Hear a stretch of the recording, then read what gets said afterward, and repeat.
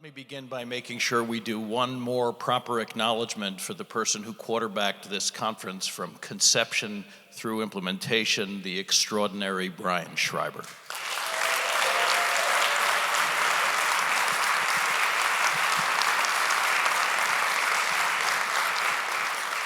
And of course, since he both opened and closed the conference by taking a poke at me,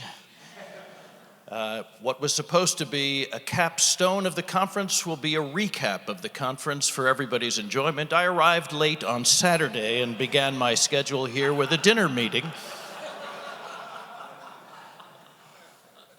Not sure where I got this wondrous reputation from, but also thanks to Mark Shapiro for making sure that everybody underscored it at my expense. Bless your soul. So much has already been said, and doesn't need to be repeated here. I have been spending these last days looking around the room and being inspired by you.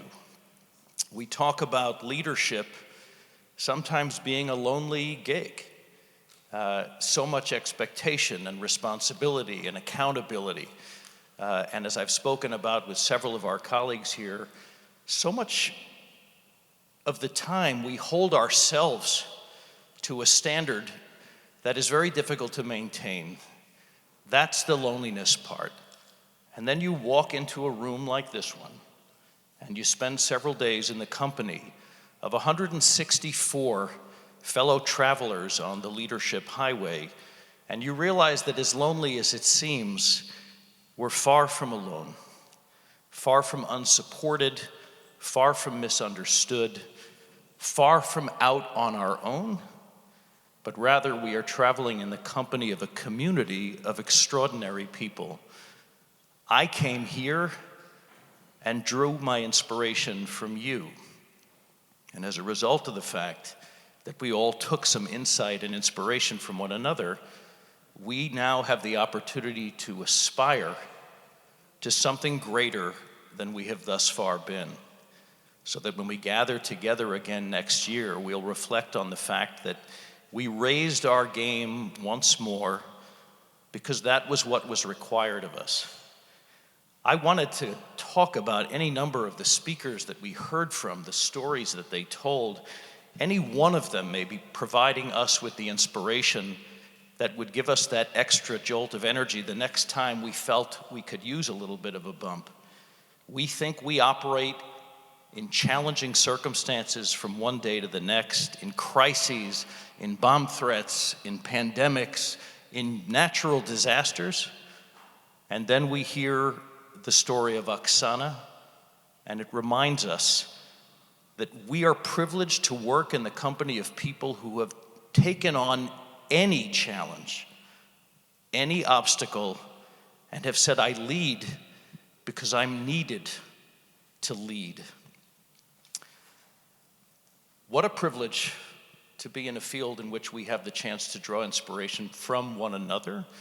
And maybe more importantly, what an honor we have to be the voices and the authors who are writing the next chapter in the history of the North American Jewish community, and I would say in the company of our colleagues, Marcel and Daria, our team from Israel,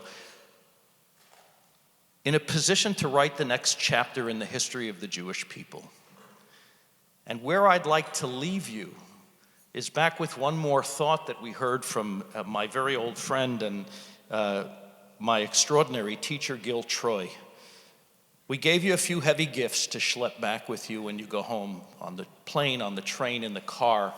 I want to say one word about Gil's book that he wrote with Natan Sharansky, Never Alone.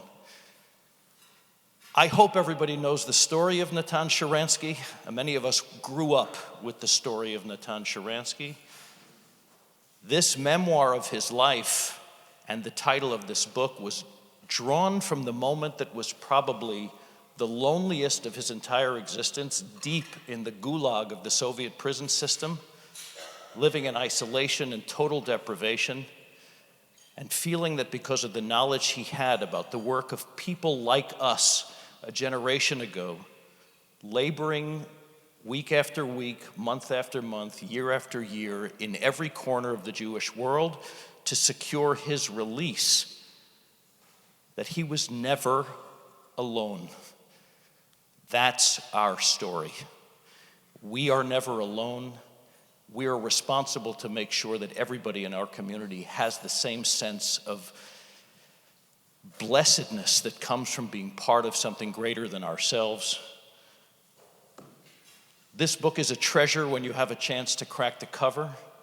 That story is a treasure, and in its own way, it's our story, and the story we get to share with those who are fortunate enough to come into the orbit of the people in this room.